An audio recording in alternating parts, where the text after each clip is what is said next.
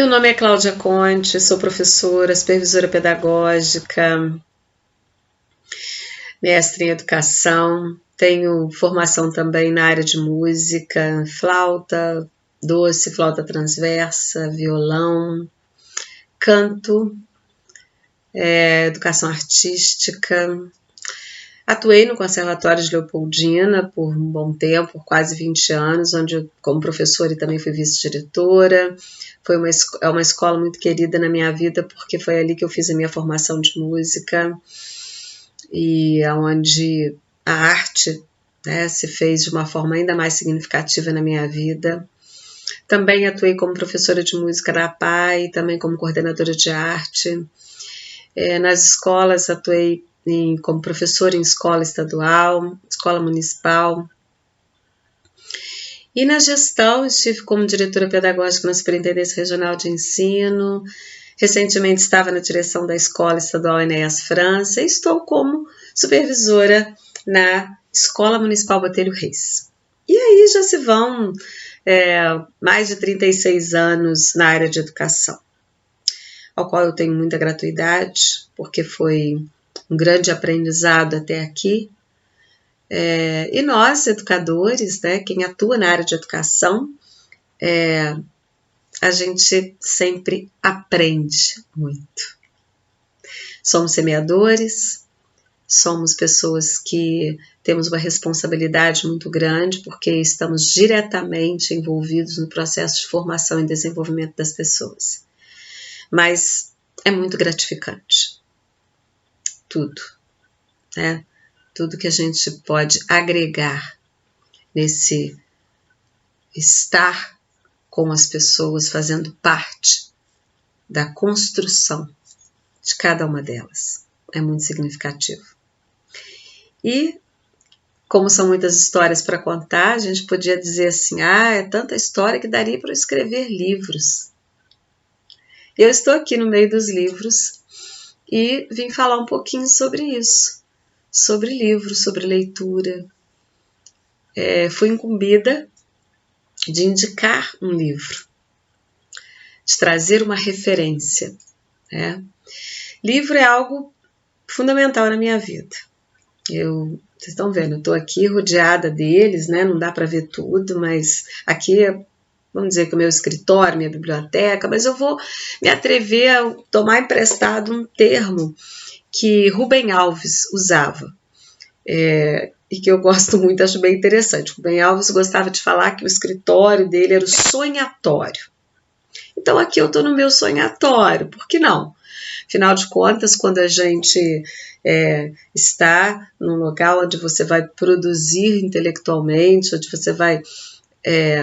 tudo nasce no nosso reino das ideias, né? Então, o reino primeiro é o dos sonhos, para que depois isso possa se concretizar na nossa vida, não é assim?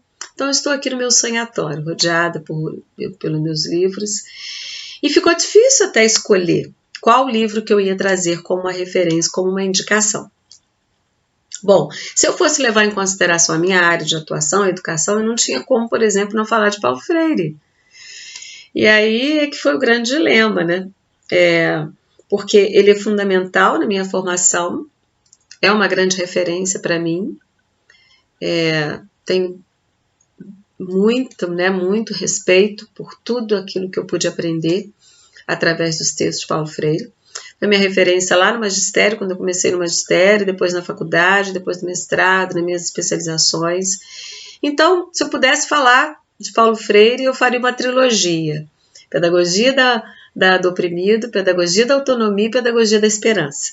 Fica aqui como uma dica, né, de 3 livros dele que trazem um contexto geral de Paulo Freire para a gente, e que diz muito para nós. Mas eu resolvi, né, trazer e falar mais especificamente de algo mais novo agora, para poder a gente valorizar principalmente os novos talentos, os novos escritores e aqueles que vêm a partir, né, dessa nossa toda a história educacional no Brasil. Então eu trouxe uma autora, uma escritora brasileira, nordestina que nasceu em Juazeiro do Norte, a Járid Arraes. A Járid, ela é filha de cordelista e neta de cordelista também, e estilogravuristas, porque tanto o pai quanto o avô escreviam cordéis e também faziam estilogravura, né? E ela, com isso, ela tem como uma influência e como referência na vida dela o cordel. E ela também é uma cordelista, me parece que já tem 60 cordéis publicados. E como ela cresce no universo com muito contato com a literatura, inclusive ela destaca como referências para a vida dela na poesia Manuel Bandeira, Carlos Drummond de Andrade, Paulo Leminski, também Ferreira Goulart, né? Então, essa boa mistura desses poetas com o cordel colocou ela na vanguarda.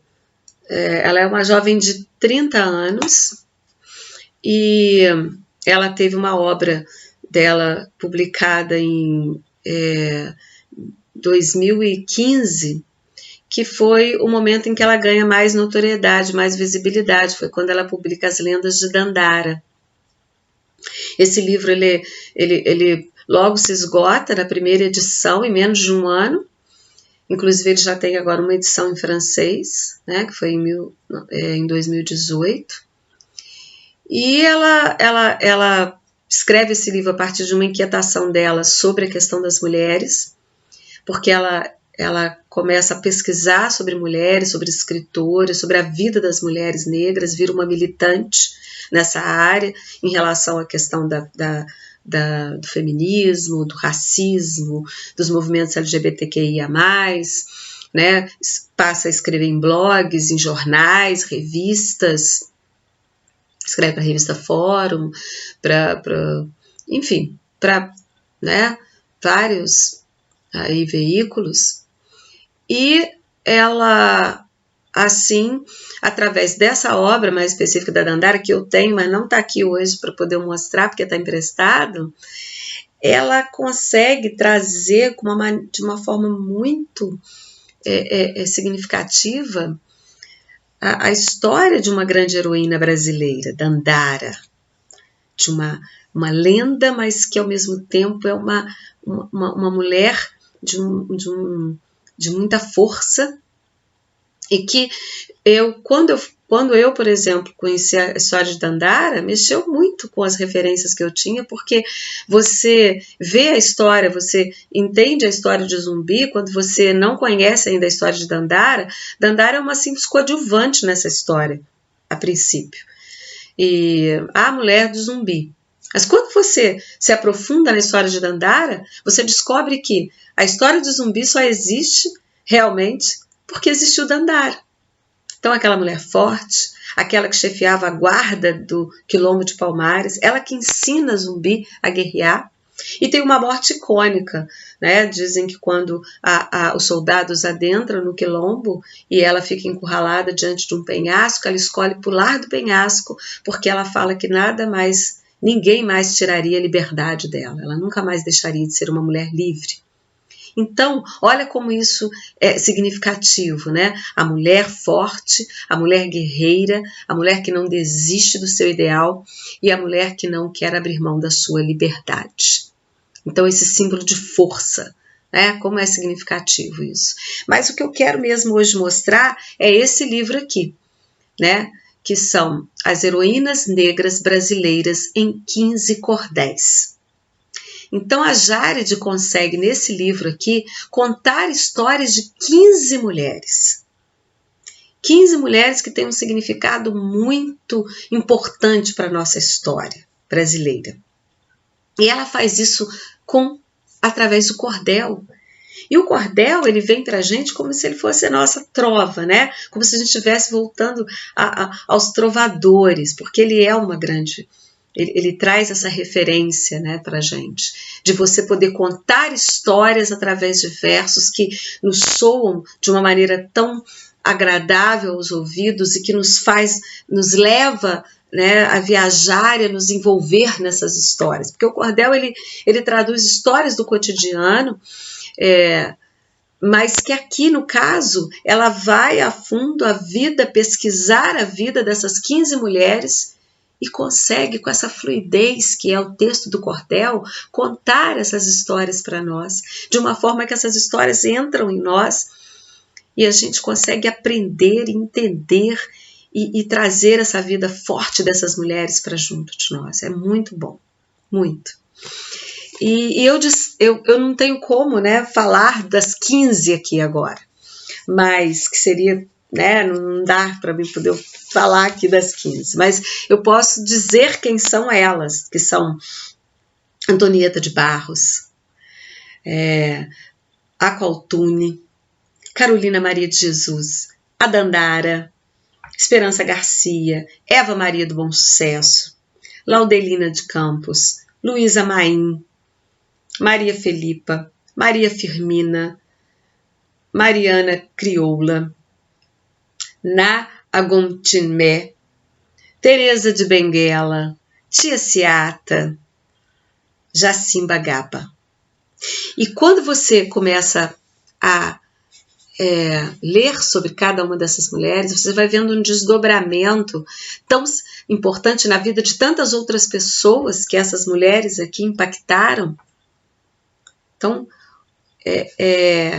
como é importante entender, muito além, é um marco referencial para a questão da negritude, para a questão das mulheres negras, para a questão das mulheres. Mas, muito além disso, é um marco referencial para todos nós. A gente conhecer essa história é conhecer a nossa própria história. Não é uma história só para negro ler. Não é uma história só de negro. É a nossa história. É a história do Brasil. Então, isso é fundamental. É aquele tipo de leitura que ele passa a ser uma leitura fundamental. E dessa forma poética do cordel, ela flui, né, como um canto nos nossos ouvidos. Porque ler é como se a gente estivesse ouvindo também. Porque mesmo que a gente faça uma leitura silenciosa, as palavras elas vão ecoando dentro de nós. E quando você lê o cordel, ele vai fluindo como um canto. Então esse canto que ecoa nos desperta, né, e nos traz esse prazer de uma leitura tão fluente que ao mesmo tempo é tão envolvente, tão forte e tão impactante para nós. Então, assim, se me permitam, eu vou destacar 3 dessas mulheres aqui. A Dandara, porque eu não tinha como não falar dela, né? Então, rapidamente eu trago alguns dos versos. Dandara dos Palmares. Se você já ouviu falar da história de Zumbi, peço então sua atenção para o que vou contar aqui. Talvez você não conheça, por incrível que pareça, por isso eu vou insistir. O Quilombo dos Palmares, por Zumbi, foi liderado, e neste mesmo período dizem que ele foi casado com uma forte guerreira que tomou a dianteira pelo povo escravizado. Foi Dandara o seu nome, que é quase como lenda. Não há provas de sua vida e talvez te surpreenda. Da coragem e da magia, mas assim se compreenda.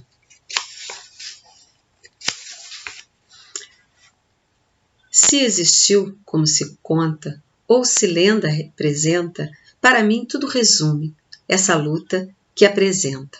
Baluarte feminina, a guerreira palmarina, na memória se sustenta. Dia 20 de novembro, dia de lembrar Zumbi, é também dessa Dandara que devemos incluir. O seu nome, celebrado, sim, merece ser honrado e no peito se sentir. Muito bom. Salve Dandara! A outra que, de uma maneira especial também, eu acho eu quero destacar é a Laudelina de Campos Melo. A Laudelina, ela nasceu em Poços de Caldas, ela é mineira. E ela nasce em 1904. Depois ela vai morar com 18 anos em Santos, né, em São Paulo. E depois ela mora em Campinas. E como ela começa a trabalhar desde muito cedo, com 7 anos ela já era empregada doméstica, ela acaba se envolvendo na militância também, e ela cria a associação, a chamada associação, a primeira associação de trabalhadoras domésticas do Brasil, que depois, né, acaba se desdobrando e de associação profissional beneficente das empregadas domésticas, cria primeiro, então, ela vai criar o primeiro sindicato das empregadas domésticas do Brasil. Olha como isso é importante. E tem uma parte da história dela, ela é militante, ela é do Partido Comunista, ela tem toda uma atuação política, né, muito significativa. E ela tem uma parte da história dela que eu gosto muito, que é quando ela cria um baile de debutantes para adolescentes negras. Porque naquela época, né, que a gente tem um exemplo disso aqui em Leopoldina, surgem os clubes negros, porque os clubes brancos não deixavam entrar negros. Né? O povo preto não podia entrar no clube negro, no clube branco. Então, começam a criar os clubes negros, como, por exemplo, o Clube Cutubas aqui em Leopoldina, surge a partir dessa necessidade de você ter um clube para que as pessoas negras pudessem frequentar, já que elas não podiam no clube de branco. E ela vai e cria o baile de debutante das adolescentes negras. E olha como é que chamava esse baile. Olha que lindo. Laudelina ainda inventou um baile de debutantes para adolescentes negras. Fez uma festa importante, o baile Pérola Negra, de sua luta resultante. Fundou mais um sindicato em Campinas sediado, por direitos trabalhistas que ainda eram negados. As empregadas domésticas não parou o seu legado. No ano de 91, Laudelina faleceu, mas deixou a sua casa para a luta em que viveu, e hoje é do sindicato que em Campinas ela ergueu. Muito bom. E eu termino lembrando aqui Maria Firmina dos Reis. Maria Firmina, ela foi considerada a primeira romancista brasileira. Então, a primeira romancista brasileira foi uma mulher negra. E poucas pessoas sabem disso. Né? Ela fazia também composições musicais, fazia poesias. Ela nasceu em 1825, na ilha de São Luís, no Maranhão. É uma maranhense que nasce no século XIX, né, e muda em 1830 para São José dos Guimarães. E aí ela escreve o seu romance, Úrsula, com o nome Úrsula, o romance, que foi publicado em 1959. E assim Maria Firmina é considerada, então, a primeira romancista, foi o primeiro romance abolicionista do Brasil e o primeiro romance escrito por uma mulher negra.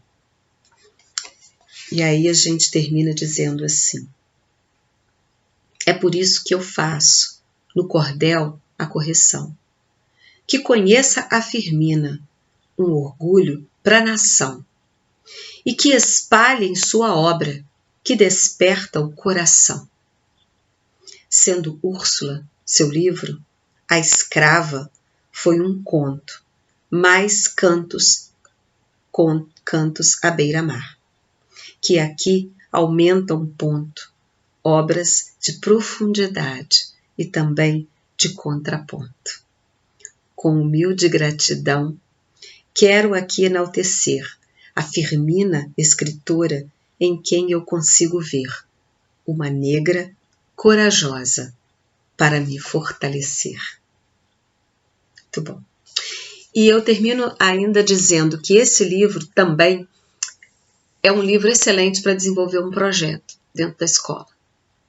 Então, aquelas educadoras, educadores que assim interessarem, ele é um livro que você pode fazer um projeto intertrans e multidisciplinar, porque você tem como abranger várias temáticas e áreas com eles, que envolvem história, geografia, português, literatura, arte, enfim. Porque são tantas histórias que se desdobram aqui a partir da vida dessas mulheres aqui, e a estética toda do livro, o livro com as gravuras na forma de xilogravura, que é a maneira como tradicionalmente se ilustra os cordéis. Então você tem tantas possibilidades com esse livro, e a Jared, ela deixa aqui um recadinho no final dele para instigar ainda mais um projeto pedagógico na escola. Quando ela coloca aqui, ela deixa as linhas em branco ao final do livro, na quantidade aqui dos versos, das estrofes do cordel, tá vendo? Ela deixa aqui essas páginas com as linhas em branco e coloca aqui: conte a história de uma mulher negra que marcou a sua história.